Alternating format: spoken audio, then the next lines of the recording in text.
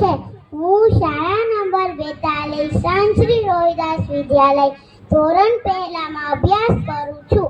આજના કાર્યક્રમમાં ઉપસ્થિત સર્વ લોકોને મારા નમસ્કાર।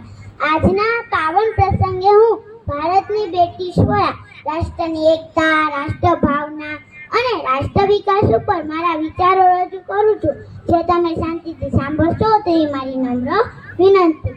એક કહેવત છે કે માતા અને માતૃભૂમિ સ્વર્ગથી પણ મહાન છે। એ કહેવત છે કે માતા અને માતૃભૂમિ સ્વર્ગથી પણ મહાન છે।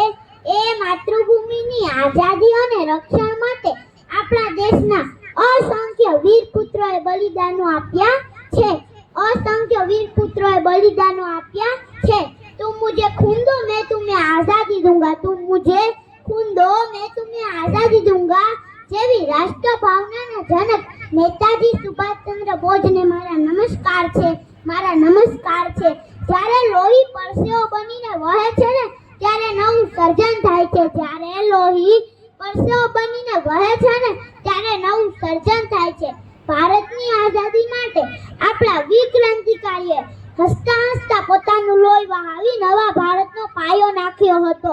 હસતા હસતા પોતાનું લોહી વહાવી નવા ભારતનો પાયો નાખ્યો હતો।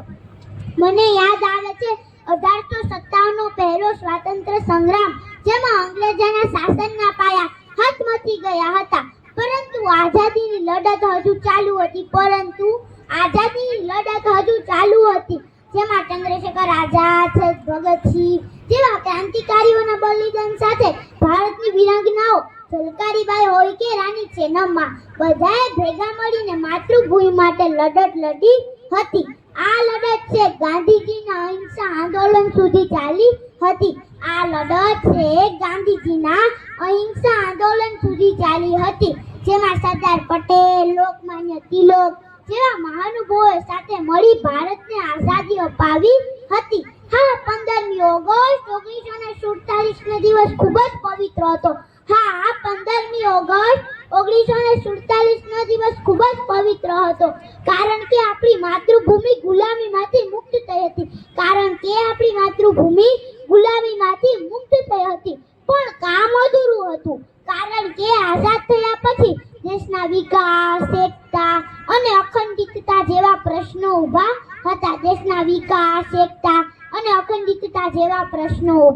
હતા। ભારત આઝાદ થયું ત્યારે 562 રજવાડા હતા, તેમને ભારતમાં ભેળવી સરદાર પટેલે અખંડ ભારતનું નિર્માણ કર્યું। કોઈ પણ દેશ કે સમાજ નીતિ નિયમ વગર ચાલી શકે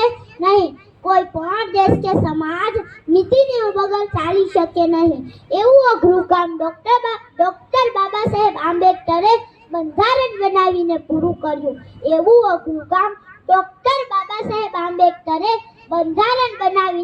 કર્યું।